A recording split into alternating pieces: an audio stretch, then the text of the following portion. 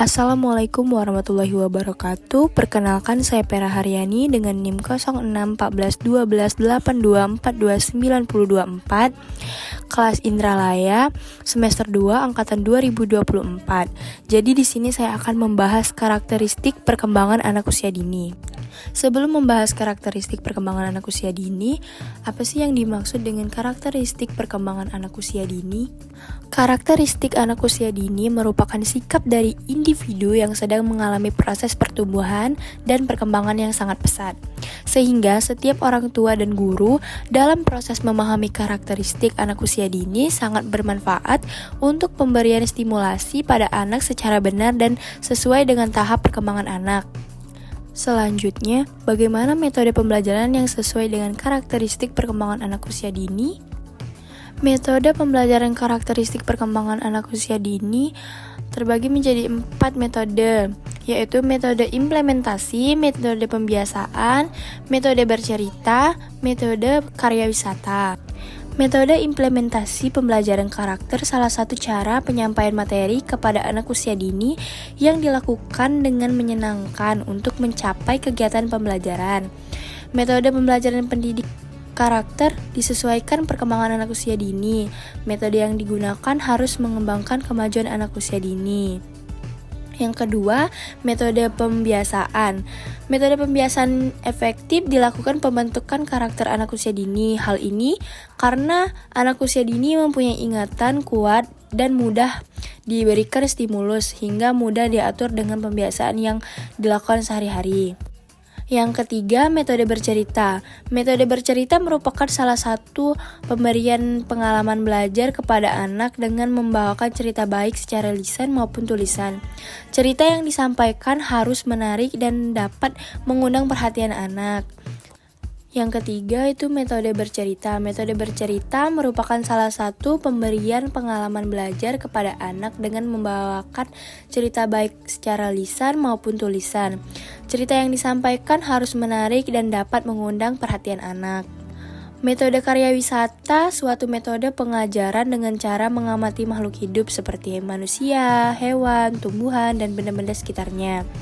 Penggunaan metode karya wisata ini, anak akan belajar mendengar, merasakan, melihat, dan melakukan. Anak dapat mendengarkan suara di lingkungan sekitar seperti burung, air, tumbuhan, angin, dan lain sebagainya. Yang selanjutnya itu strategi anak dalam proses pembelajaran sesuai dengan karakteristik. Selanjutnya, strategi anak dalam proses pembelajaran sesuai dengan karakteristik. Yang pertama itu pembelajaran berbasis permainan atau play-based learning. Anak-anak belajar dengan lebih baik ketika mereka terlibat dalam aktivitas yang menyenangkan dan bermakna. Melalui permainan, anak dapat mengembangkan keterampilan kognitif, motorik, sosial, dan emosional. Misalnya menggunakan permainan konstruksi seperti balok, atau permainan peran, atau role play, atau permainan sensorik. Yang kedua, menggunakan pendekatan multisensori, misalnya menggunakan bahan-bahan yang dapat dipegang, tekstur yang bisa dirasakan, atau alat musik yang mengeluarkan suara. Yang ketiga, menciptakan lingkungan yang mendukung. Misalnya, menyediakan ruang belajar yang tertata dengan berbagai alat bantu dan materi yang dapat dijangkau oleh anak-anak, serta mendukung kreativitas mereka adalah kunci untuk meningkatkan keterlibatan. Yang keempat, menggunakan pendekatan tematik. Misalnya, tema tentang binatang atau alam dapat disesuaikan dengan aktivitas seperti menggambar binatang atau mengenalkan suara-suara alam. Yang kelima, memberikan kesempatan untuk eksplorasi bebas. Misalnya, memberikan mereka kebebasan untuk mengeksplorasi materi atau aktivitas yang mereka minati seperti bermain dengan air, pasir, atau bahan alami lainnya. Yang keenam, menggunakan pendekatan berbasis cerita. Misalnya, menggunakan cerita untuk menyampaikan konsep atau pelajaran dapat membuat anak lebih fokus dan tertarik pada materi pembelajaran. Yang ketujuh, memberikan umpan balik positif dan penghargaan. Yaitu umpan balik positif akan memotivasi anak untuk terus berpartisipasi dan merasa dihargai. Yang kedelapan, melibatkan orang tua dalam pembelajaran. Misalnya, orang tua dapat dilibatkan dalam kegiatan kelas atau memberikan dukungan di rumah melalui permainan edukatif. Dan yang terakhir, memberikan kesempatan untuk bersosialisasi. Misalnya, kegiatan yang mendorong kerjasama, berbagi, atau berbicara satu sama lain akan meningkatkan keterampilan sosial mereka dan meningkatkan keterlibatan dalam pembelajaran. Karakteristik perkembangan anak usia dini, aspek kognitif, sosial emosional, bahasa, dan fisik motorik. Yang pertama, perkembangan kognitif.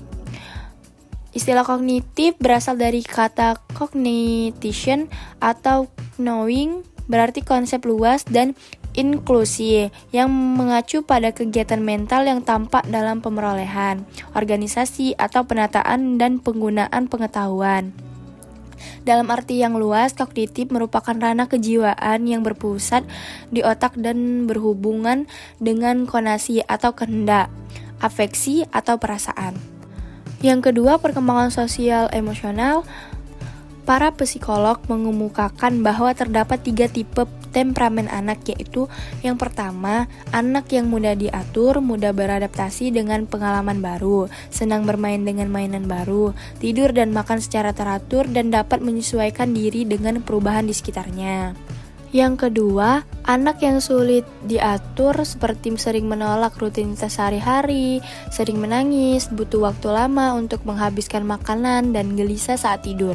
Yang ketiga, anak yang membutuhkan waktu pemanasan yang lama, umumnya terlihat agak malas dan pasif, jarang berpartisipasi secara aktif, dan seringkali menunggu semua hal diserahkan kepadanya. Yang ketiga, perkembangan bahasa. Kemampuan setiap orang dalam berbahasa berbeda-beda, ada yang berkualitas baik dan ada yang rendah. Perkembangan ini mulai sejak awal kehidupan, sampai anak berusia 5 bulan atau 0 sampai 1 tahun. Seorang anak akan mengoceh seperti orang yang sedang berbicara dengan rangkaian suara yang teratur. Walaupun suara yang dikeluarkan ketika berusia 2 bulan, di sini terjadi penerimaan percakapan dan diskriminasi suara percakapan. Ocehan dimulai untuk menyusun dasar bahasa. Yang terakhir itu perkembangan fisik motorik. Perkembangan fisik dan motorik pada anak usia dini sangat penting untuk mendukung aktivitas sehari-hari mereka, termasuk keterampilan motorik kasar dan halus. Motorik kasar, anak mulai mengembangkan kemampuan motorik kasar mereka seperti berlari, melompat, menendang bola, dan memanjat. Koordinasi tubuh mereka semakin baik meskipun mereka masih dalam tahap belajar untuk mengontrol gerakan. Motorik halus, anak-anak juga mulai mengasah keterampilan motorik halus seperti menggambar, menyusun balok, memegang pensil, atau menyusun puzzle. Keterampilan ini akan mendukung kemampuan mereka dalam menulis dan aktivitas yang lebih terperinci, peningkatan keseimbangan dan koordinasi. Baiklah, mungkin itu saja pemaparan materi tentang karakteristik perkembangan anak usia dini.